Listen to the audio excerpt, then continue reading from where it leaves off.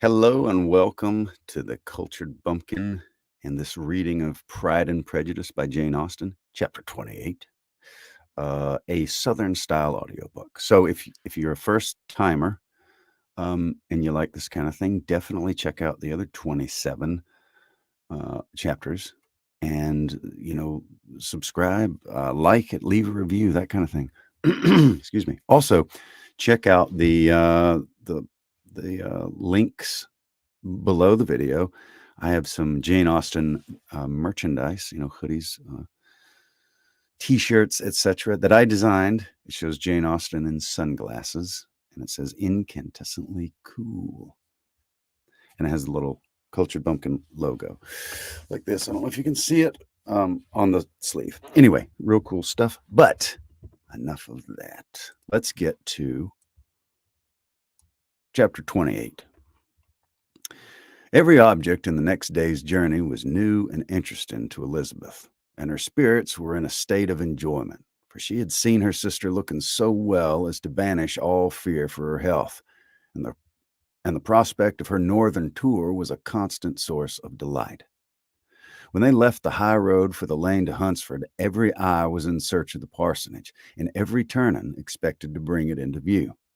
The palings of Rosen's Park was their boundary on one side. Elizabeth smiled at the recollection of all she had heard of its inhabitants.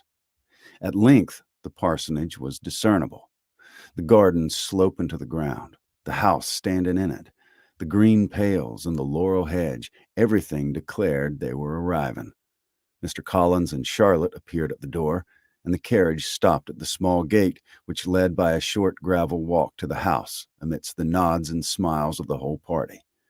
In a moment, they were all out of the chaise. Excuse me.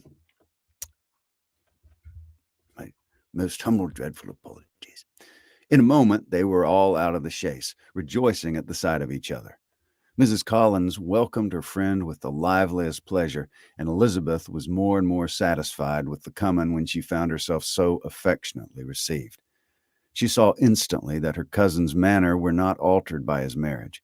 His formal civility was just what it had been, and he detained her some minutes at the gate to hear and satisfy his inquiries after all her family. They were then with no other delay than his pointing out the neatness of the entrance taken into the house, and as soon as they were in the parlor, he welcomed them a second time with ostentatious formality to his humble abode, and punctually repeated all his wife's offers of refreshment. Elizabeth was prepared to see him in his glory, and she could not help fancying that in displaying the good proportion of the room, and she could not help fancying that in displaying the good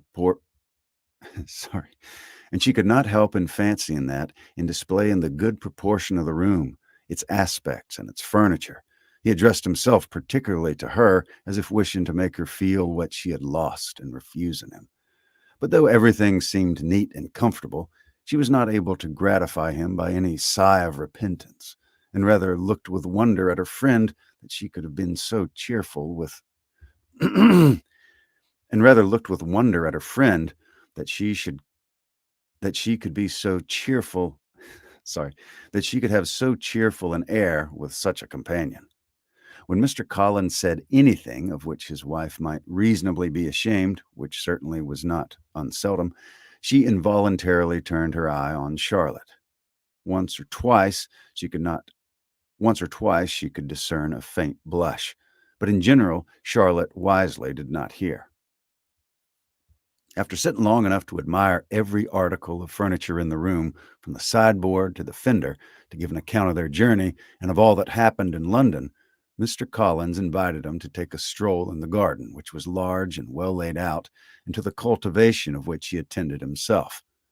To work in this garden was one of his most respectable pleasures, and Elizabeth admired the command of countenance with which Charlotte talked of the healthfulness of the exercise, and owned she encouraged it as much as possible. Here, leading the way through every walk and crosswalk, and scarcely allowing them an interval to utter the praises he asked for, every view was pointed out with a minuteness which left beauty entirely behind. He could number the fields in every direction, and could tell how many trees there were in the most distant clump. But all of the views which were his garden, or which the country or kingdom could boast, none were to be compared with the prospect of Rosings, afforded by an opening in the trees that bordered the park nearly opposite the front of his house. It was a handsome modern building, well situated on rising ground. Excuse me. Swig of the old coffee. From his garden, Mr. Collins would have led them round his 2 meadows, but the ladies, not having shoes to encounter the remains of a white frost, turned back, and while Sir William accompanied him, Charlotte took her sister and friend over the house, extremely well pleased, probably, to have the opportunity of showing it without her husband's help. It was rather small, but well built and convenient, and everything was fitted up and arranged with a neatness and consistency of which Elizabeth gave Charlotte all the credit. When Mr. Collins could be forgotten, there was really an air of great comfort throughout, and by Charlotte's evident enjoyment of it, Elizabeth supposed he must be often forgotten. She had already learnt that Lady Catherine was still in the country. It was spoken of again while they were at dinner, when Mr. Collins, joining in, observed, "Yeah, Miss Elizabeth, you'll have the honor of seeing Lady Catherine de Bourgh on the ensuing Sunday at church, and I need not say you'll be delighted with her. She is all affability and condescension, but I doubt not you will be honored with some pardon of her notice when the service is over. I have scarcely any hesitation in saying she will include you and my sister Maria in every invitation with which she honors us during your stay here. Her behavior to my dear Charlotte is charming. We dine at Rosen's twice every week and are never allowed to walk home. Her ladyship's carriage is regularly ordered for us. I should say one of her lady's carriages, for she has several. Lady Catherine is a very respectable, sensible woman indeed," added Charlotte, "and a most attentive neighbor." "Very true, my dear. That is exactly what I say. She's the sort of woman whom one cannot regard with too much deference." The evening was chiefly spent in talking over Hertfordshire news and telling again what had already been written. And when it closed, Elizabeth, in the solitude of her chamber, had to meditate upon Charlotte's degree of contentment, to understand her address in guiding and composure in bearing with her husband, and to acknowledge that it was all done very well. She had also to anticipate how her visit would pass. The quiet tenor of their usual employments, the vexatious interruptions of Mr. Collins, and the gaieties of their intercourse with Rosens. All a lively imagination soon settled it all. About the middle of the next day, as she was in her room getting ready for a walk, a sudden noise below seemed to speak the whole house in confusion, and after listening a moment, she heard somebody running upstairs in a violent hurry and calling loudly after her. She opened the door and met Maria in the landing place, who, breathless with agitation, cried out, "Oh, my dear Eliza, pray make haste and come into the dining room, for there is such a sight to be seen. I'll not tell you what it is, but make haste and come down this instant." Elizabeth asked questions in vain. Maria would tell her nothing more, and down they ran into the dining room, which fronted the lane, in quest of this wonder. It was 2 ladies stopping in a low phaeton at the garden gate. "And this is all?" cried Elizabeth. "I expected at least that the pigs got in the garden, and here's nothing but Lady Catherine and her daughter." "Ha, my dear," said Maria, quite shocked at the mistake. "It's not Lady Catherine. The old lady is Miss Jenkins, who lives with them. The other is Miss de Bourgh. Only look at her. She's quite a little creature. Who would have thought that she could be so thin and small? She is abominably rude to keep Charlotte out of doors in all this wind. Why does she not come in?" "Oh, Charlotte says she hardly ever does. It's the greatest of favors when Miss de Bourgh comes in." "Well, I like her appearance," said Elizabeth, struck with other ideas. "She looks sickly and cross. Yes, she'll not do for him very well. She'll make him a proper wife." Mr. Collins and Charlotte were both standing at the gate in conversation with the ladies, and Sir William, to Elizabeth's high diversion, was stationed in the doorway, in earnest contemplation of the greatness before him, and constantly bowing whenever Miss de Bourgh looked that way. At length, there was nothing more to be said. The ladies drove on, and the others returned into the house.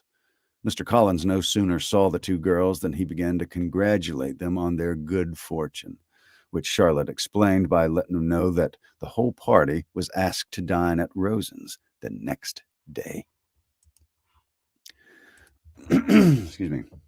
So that is the end of, let's see where we're at. Chapter 28. Mariah, what's up?